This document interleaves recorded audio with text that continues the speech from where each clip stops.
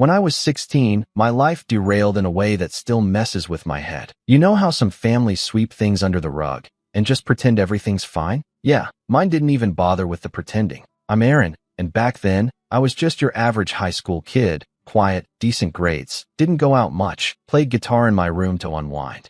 My family wasn't perfect, but I thought we were okay. My dad, Mark, was a numbers guy, accountant for a logistics firm, always practical, always calm. My mom, Denise, was the complete opposite. Loud, opinionated, always right even when she wasn't. And then there was my older brother, Kyle. 2 years older, charming when he wanted to be, manipulative when he didn't get his way. My dad used to call him the golden boy because of how my mom treated him. It was like he could do no wrong. Spoiled, but smart enough to play the role of the perfect son when adults were around. At home, things were different. I can't count how many times I get blamed for stuff Kyle did. Stupid things, breaking dishes, forgetting chores, sneaking out. But every time, my mom took his word over mine like it was gospel. She had this uncanny ability to look at me and see guilt even when I hadn't done a thing. I used to think maybe I was just overreacting. Maybe I wasn't trying hard enough to be seen. But that illusion shattered when I came home from school one Tuesday afternoon to find my dad sitting in his armchair, looking like the blood had drained from his face. He didn't even look up when I walked in, which was weird. My dad always greeted us, even if it was just a grunt or a nod. But this time, he was holding a folder, thick and bulging with paper. My mom stood in the kitchen doorway with her arms crossed, lips pressed so tight they almost disappeared. Kyle, nowhere to be seen. The second I put my backpack down, my mom snapped, "Aaron, sit down." I remember the room felt colder than usual. It was late fall, and the air outside had started to bite, but inside felt worse. I sat on the edge of the couch, confused and uneasy. My dad finally looked up, and his eyes, normally so steady, looked off. Betrayed. That's the only word that comes close. "Aaron," he said slowly, "your mother found something in our account statements. A withdrawal. A big one. $10,000. Care to explain?" I blinked. "What? Don't play dumb," my mom snapped, voice rising. "We know you took it." I laughed, genuinely confused. "What are you talking about? I don't even know how to access your bank account."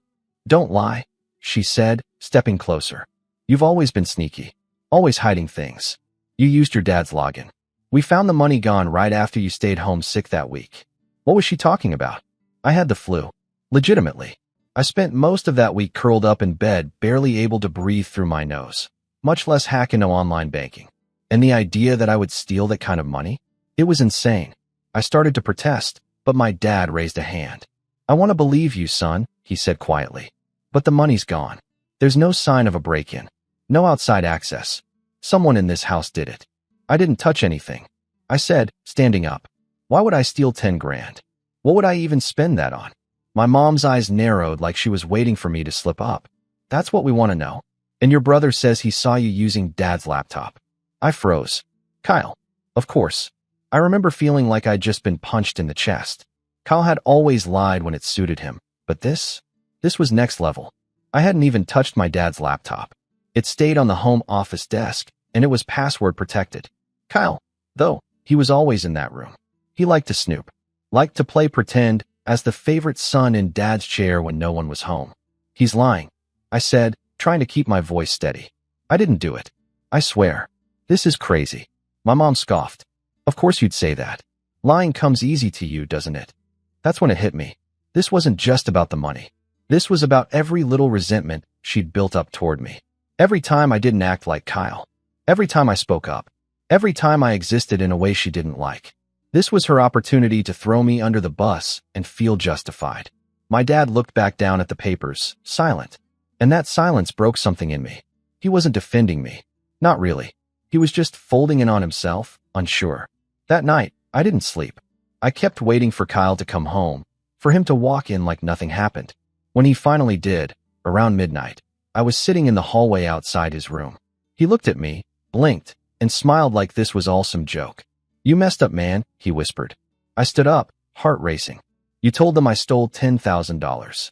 He shrugged. "Well, someone had to take the fall, and they're already convinced it was you. So why not?" "Why?" I asked. "Why would you do that?" Kyle leaned closer, the fake kindness gone from his face. Because I could.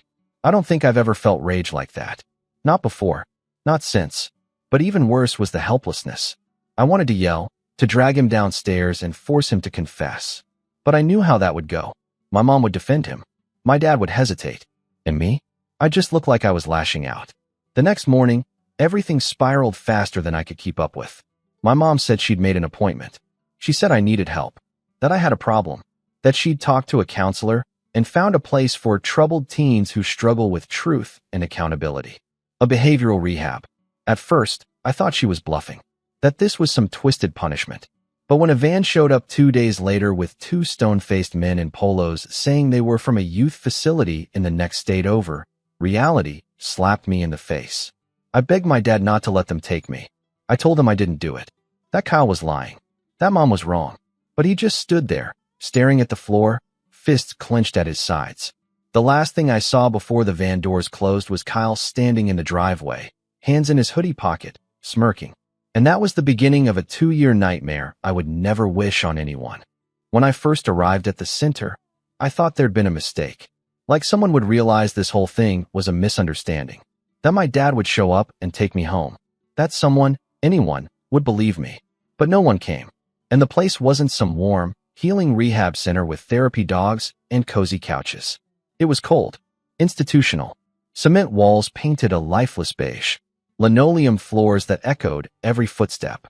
Bars on the windows, not like jail, but close enough. No cell phones. No contact with the outside world for the first 3 weeks. I wasn't even allowed to call my dad until my orientation period was over.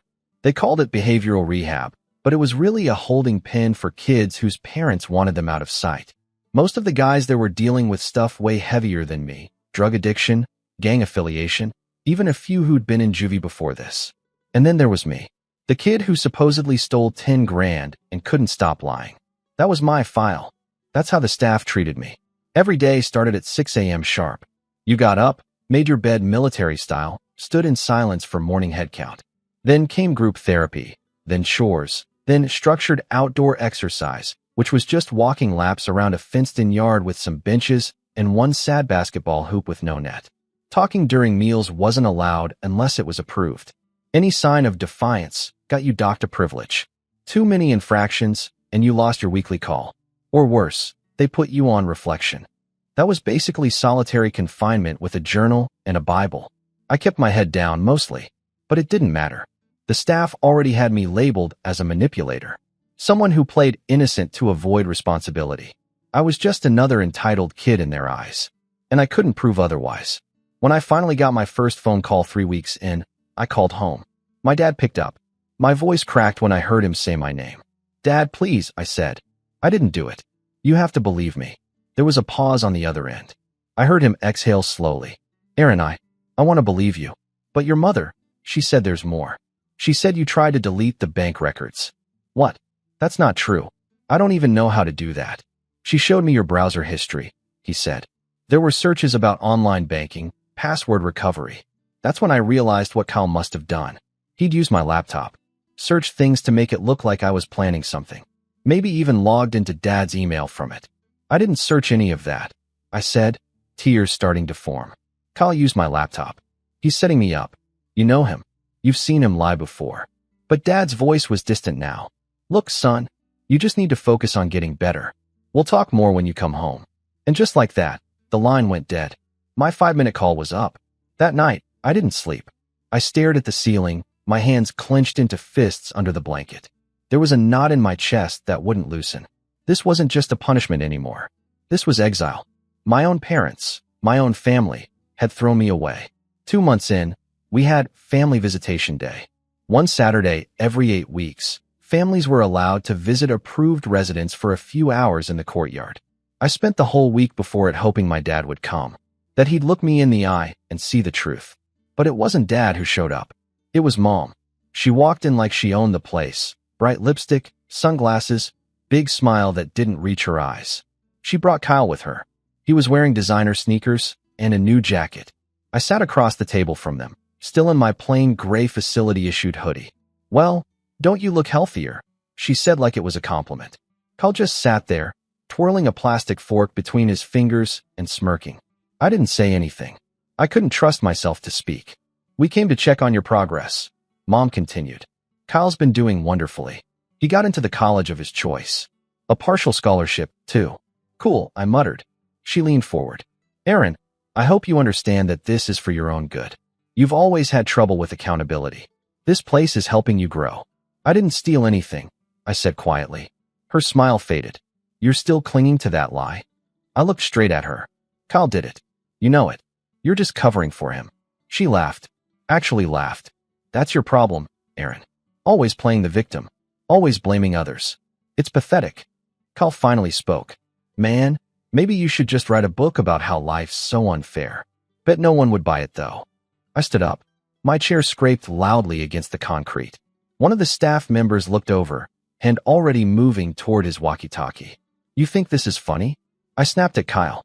You ruined my life. You're the reason I'm in here. He shrugged. Or maybe you're just finally where you belong. That was it. I lost it. I lunged across the table, not to hit him. I don't even know what I was trying to do, but the staff rushed over and dragged me away. My mom's voice rang out behind me. See? This is what we're dealing with. You see why he needs help. I got put on reflection for 3 days after that. Alone in a tiny room, fluorescent light buzzing above me, writing in a journal I didn't believe in. The only thing that kept me sane was knowing I only had a year and a half left. A year and a half until I turned 18. A year and a half until I could leave and never look back. The months crawled by. I got good at hiding my emotions. Good at nodding when I was supposed to, parroting back the lines the counselors wanted to hear. I take responsibility. I am working on honesty. I understand the consequences of my actions. Every time I said those words, it felt like I was killing a piece of myself. But it was the only way to get through. I didn't see my dad again during that time. He never visited. Never called. I think deep down, he wanted to believe I was innocent. But my mom was the one controlling the narrative. And Kyle? He'd moved on. By the time I was finally released, he was already in college, living in a dorm paid for by the same savings I'd supposedly stolen. I got home on a rainy Thursday afternoon. My mom picked me up from the center, all smiles again, as if nothing had happened. The drive was silent except for the wipers squeaking across the windshield. When we pulled into the driveway, I saw my dad through the window, sitting at the kitchen table, staring at a stack of mail. He didn't say much when I walked in. Just a nod. A quick welcome home. He looked older. Tired. Like something had been eating at him. I moved back into my old room, though it wasn't really mine anymore. Everything had been rearranged. Some of my stuff was gone. My guitar, my posters, even my old sketchbooks. When I asked where they were, my mom said she'd donated some things because they carried bad energy. The next few weeks were tense. I didn't talk much. Neither did Dad. Mom acted like things were normal. Family dinners, small talk, reminders to apply for community college. But something in the air felt off. Like the whole house was holding its breath. Then, one night, it happened. It was late.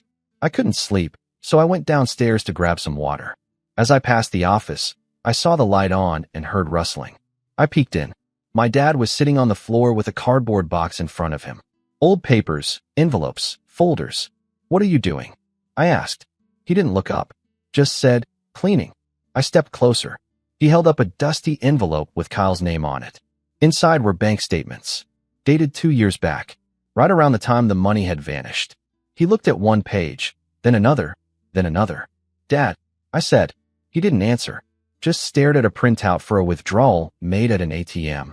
One that had a camera. One that Kyle always used near his favorite sandwich place. Another withdrawal, same week, different location. Cash pulled out in exact amounts that added up to $10,000 over the span of 6 days. Suddenly, he looked up at me. Did you ever touch my laptop? He asked, voice quiet. No, I said. I told you that 2 years ago. He nodded slowly. And Kyle, he had your laptop that week, right? Your mom said he was helping you reset it because you were sick. My throat went dry. Yeah. He stood up, holding the stack of papers. I think I made a huge mistake. Footsteps behind us. Mom. She stood in the doorway, her arms crossed again, but this time, her face wasn't smug. It was pale. Mark, she said, let's not dig this up again. He turned to her, and I'll never forget the look in his eyes. It wasn't anger. It was betrayal. Pure and raw. You knew. he whispered. I was protecting our family, she said. You don't understand. You knew, he repeated, louder this time. You let him take the fall. You let your son rot in a facility because you couldn't face the truth about your favorite. She tried to walk toward him. Mark, please. He stepped back. Don't. My heart was pounding so hard I could barely hear. My mom turned to me then, and for the first time, I saw something crack in her expression. Not guilt. Not remorse. Fear. My dad looked at me. Pack a bag, he said quietly. We're leaving. And then he turned to her, voice low and cold. I'll be filing tomorrow. When you go through something like that, being locked away for a lie, watching your own family turn their backs on you, you don't come out the same. You just don't. Part of me was still 16 when I stepped out of that house for the last time, gripping a duffel bag that held the few clothes and belongings my mom hadn't gotten rid of. But another part of me, that part had aged 10 years in the span of 2. Hardened, cautious, always watching. Dad and I didn't say much in the car. He'd told me to pack a bag and followed through without flinching. No yelling, no dramatic standoff. Just a quiet goodbye to a house that no longer felt like home. The driveway faded into the rearview mirror, and with it, everything I thought family was supposed to mean. We went to a motel that night, a cheap but clean place off the highway. He paid in cash. Didn't even use his rewards card, which I found strange until I realized why. He didn't want Mom to know where we were. He was protecting me now, in his own way.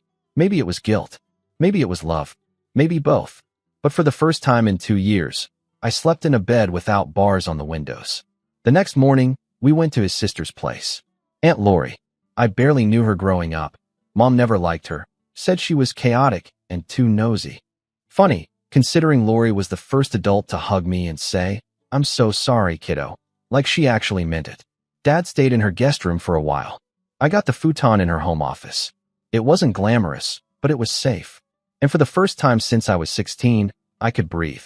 I could go outside without permission. I could take a walk, eat cereal at midnight, use a phone without supervision. It was freedom in the smallest ways, and it felt massive. But the freedom also came with emptiness.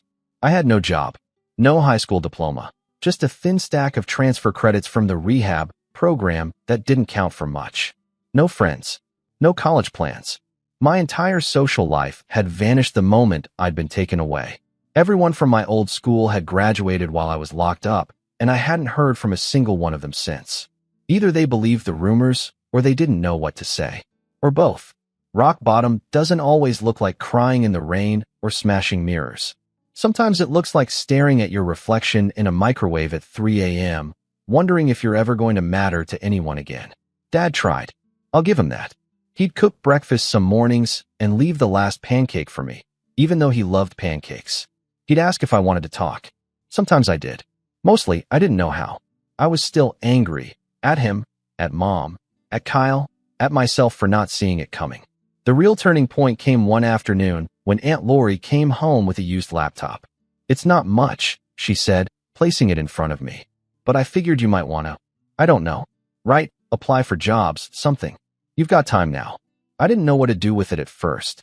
I opened it, stared at the desktop screen for what felt like an hour. But eventually, I started typing. Not a resume. Not a letter to my parents. Just thoughts. Memories. Fragments of the nightmare I'd lived through. I wrote about the facility, about the sterile white rooms, about Kyle's smug face and my mother's eyes when she called me a liar. It poured out of me like floodwater. Writing became therapy. I didn't care if anyone ever read it. It helped me process what had happened.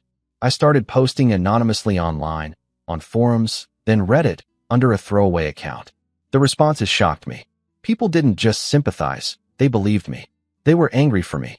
Some even shared their own stories of being scapegoated by a sibling, betrayed by a parent, sent away for bad behavior that wasn't real.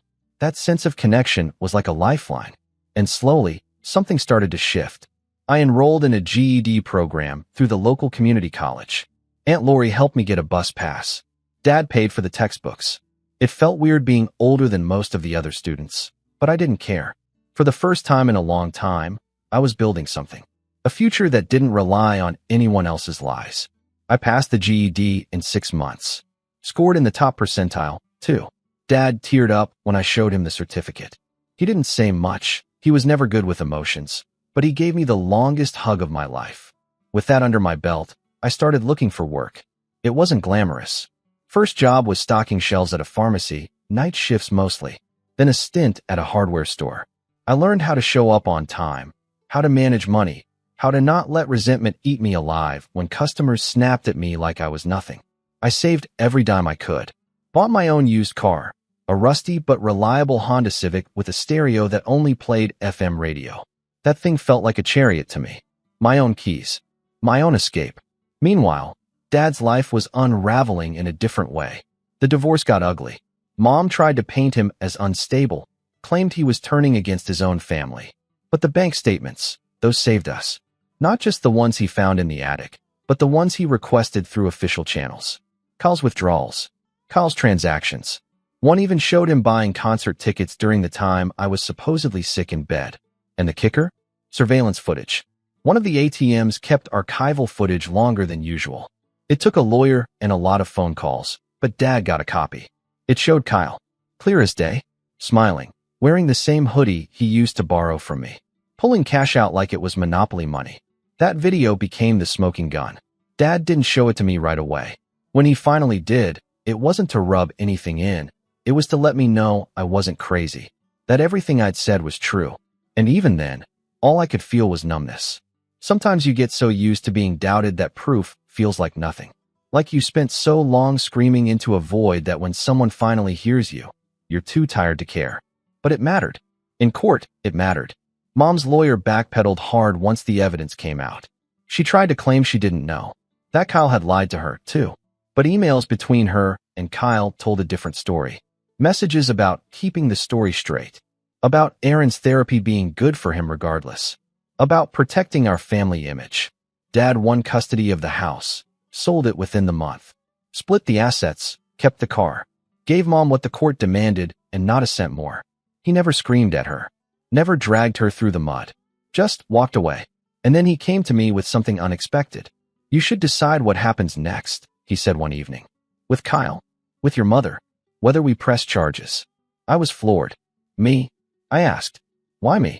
Because it was your life they ruined. You're the one who lost 2 years. I didn't answer right away. I sat with that question for days. Did I want revenge? Did I want to see Kyle arrested? My mother in court? Did I want them to suffer? I thought I did. God, I thought about it every night.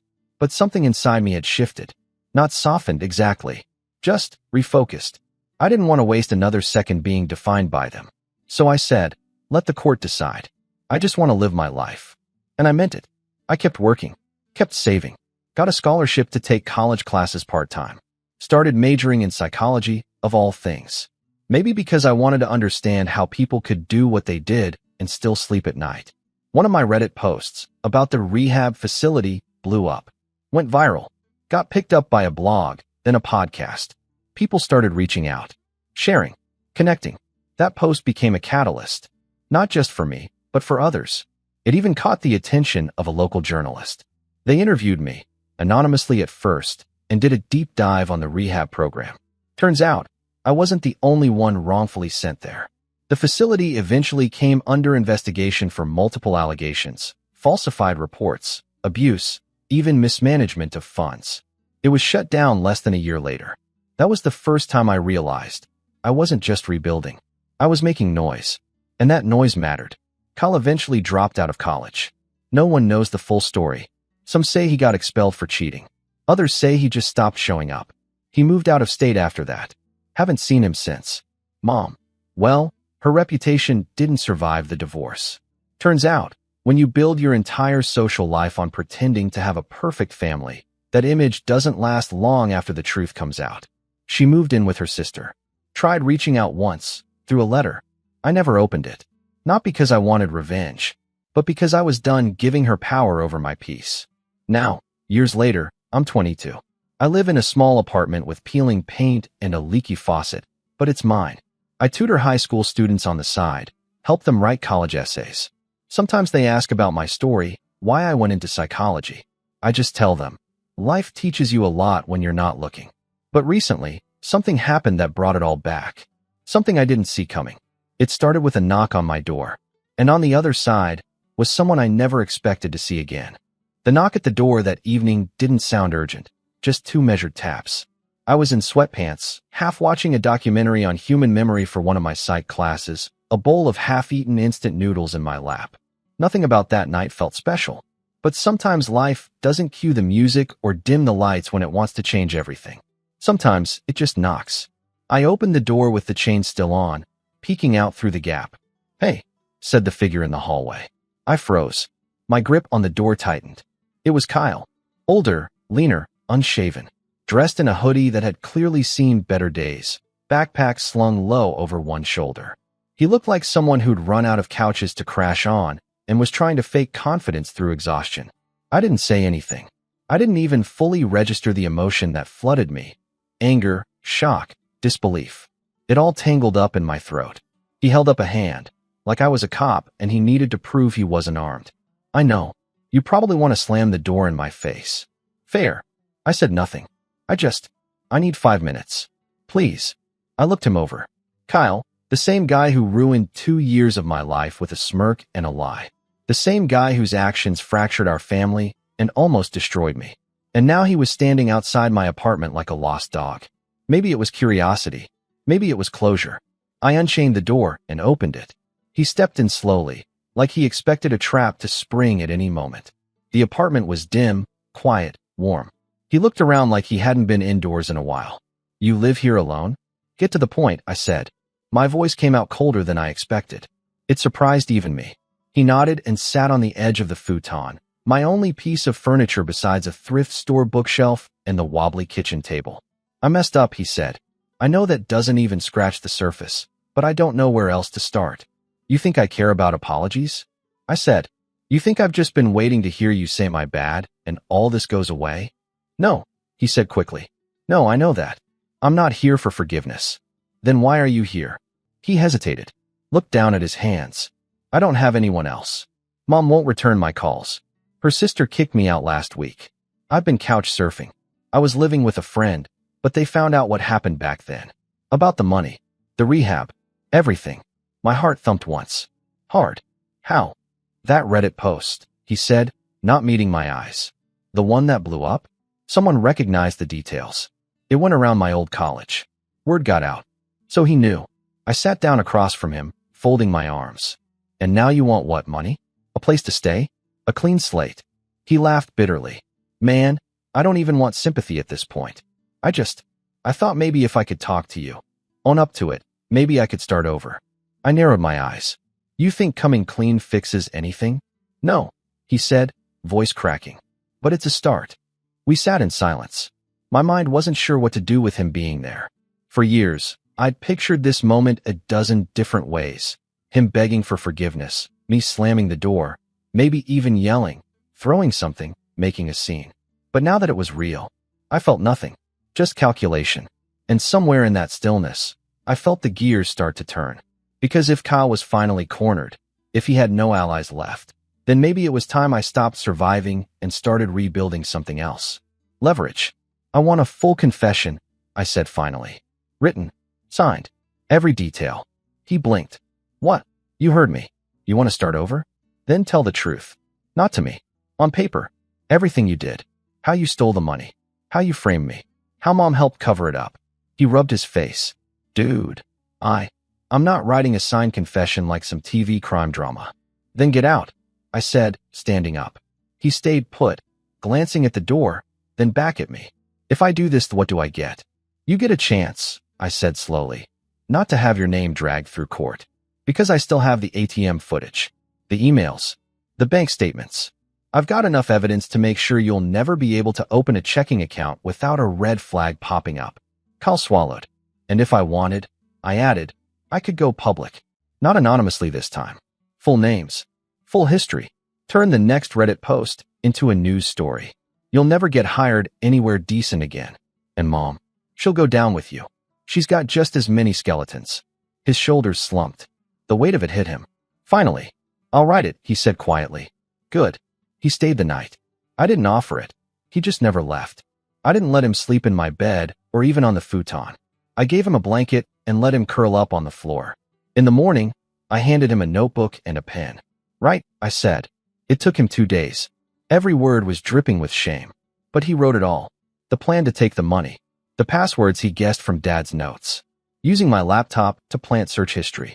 Changing the withdrawal schedule so it looked like I'd spaced out the theft. Mom's involvement. How she found out days after and decided to bury it, afraid it would ruin the family if Kyle got caught. When he handed it to me, his hands were shaking. "I meant it," he said. "I don't expect you to forgive me, but I needed you to know I'm done lying." I didn't say anything, just took the notebook and locked it in my desk. Now I had a weapon. The next few weeks, I planned. I dug up old files, cross-referenced email headers, printed out texts Mom had sent me while I was locked away, messages that contradicted her claims in court. I contacted the journalist who'd interviewed me anonymously before. I told her I was ready to go public, with names, dates, evidence. She was stunned. "Are you sure? This could ruin them." "That's the idea. But I didn't want to ruin them with noise. I wanted precision, control. So I made a list. First, the rehabilitation center. Their shutdown had been a small story in the press, but nothing explosive. I'd learned since that several lawsuits had fizzled out due to lack of documentation. I had what they didn't, a paper trail from before I even entered the facility, documenting my protests, my innocence, and now Kyle's confession confirming the setup. That alone could trigger a civil case. Not just for me, but for others still reeling from their experience. Second, Mom. She still lived with her sister, from what I'd heard. Still active in her church and local charity scene, pretending to be a model citizen. I reached out to someone she'd wronged years ago, our old neighbor, Mrs. Halvorson. The one Mom had blamed when her jewelry went missing. Kyle pawned it, by the way. Mrs. Halvorson didn't forget. She agreed to give a statement. Third, Kyle. He was at my mercy now, but I didn't want him to disappear before the story broke. So I let him stay with conditions. No phone. No unsupervised internet access. No contact with Mom. He worked temp jobs during the day and came back to my apartment each night like a kid on probation. Some nights he tried to talk. I let him. I didn't give much back. And the more I watched him, the real him, stripped of smugness and safety, the more I realized something. He was scared. Not of me. Not exactly. But of finally facing something he couldn't lie his way out of. The revenge plan took shape slowly. Not with fire or fury, but with facts. I built a digital archive. Scans of the confession, court transcripts, emails, texts, voice recordings. I reached out to the other kids I'd met at the rehab center, those who'd posted anonymously, those who had similar stories. I started putting together a case. A real one. And just when everything was ready to launch, I got an unexpected message. A lawyer. Not Dad's. A different one. He represented the rehab's former owner. And he offered something shocking. A settlement. Apparently, word had gotten out about the story I was preparing. Someone leaked it. Maybe one of the Reddit users. Maybe one of the journalist's contacts. The facilities board wanted to keep things quiet. They were offering hush money. A lot of it. I stared at the email for a long time. I could take it. Pay off my school loans. Move. Start over in a real way. Or I could blow it all up. And as I sat there, weighing the offer, I realized something. This wasn't just about justice anymore. It was about choosing the legacy of my pain. Would I bury it and cash out? Or make sure the world knew what they did? I looked across the room. Kyle was asleep on the floor again, curled up with that same borrowed blanket. For the first time, I didn't see him as the villain in my story. He was just the first domino, and I still had a whole row left to knock down. Kyle left my apartment a few days after writing the confession. Not in handcuffs, not in disgrace, but quiet. Almost like he knew the sentence had already started. He didn't say goodbye, just left a note on the coffee table. Whatever happens next, I earned it. And that was true. The settlement offer from the rehab center's former board had been tempting, absurdly tempting. A six-figure payout in exchange for silence. They wanted me to sign an NDA, bury the story, and move on with my life. It was enough money to pay off my school debt twice over, relocate, start fresh. But something inside me couldn't do it. Because if I took the hush money, they'd get to keep the lie. They'd go on pretending they weren't complicit in ruining lives. That places like that weren't cages with wallpaper and therapy lingo. And worse, Kyle and my mom would keep skating by in silence. No, I emailed the journalist the next morning. I'm ready. Names, dates, files. I'll sign whatever you need. What happened next was like watching a storm brew from the inside out. The article dropped in late October. It was titled The Good Son: How a Teen Was Institutionalized After His Brother Stole $10,000, and What Happened When He Fought Back. It opened with my name, my real name, my face, blurry but visible. Then it broke down the full story, the bank statements, the staged browser history, the confession, the facility's practices, the emotional toll, the broken family, the aftermath. And it didn't stop there. The journalist had done her homework.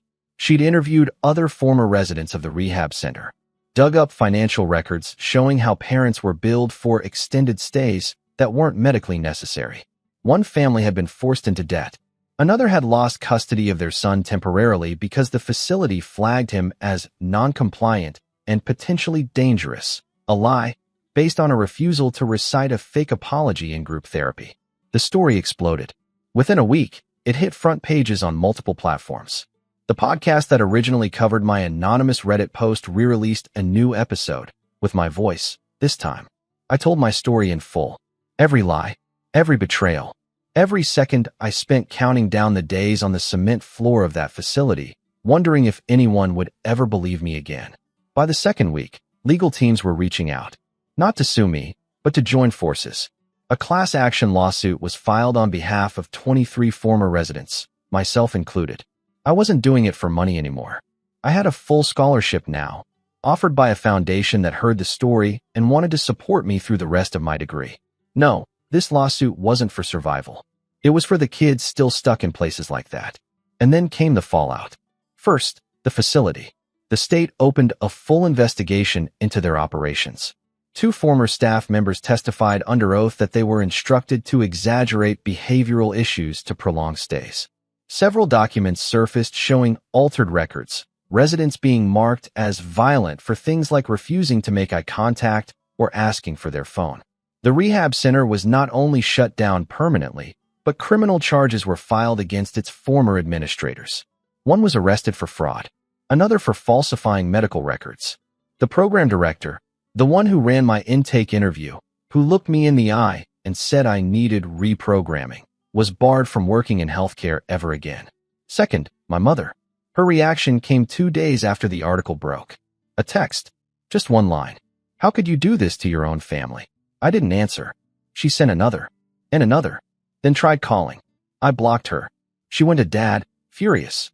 Tried to spin it as me dragging the family name through the mud. He didn't even let her in the house. From what Aunt Lori told me later, he said, "You dragged your own name through the mud."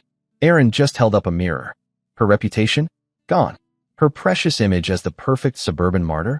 Obliterated. Several people in her community group resigned when they read the article.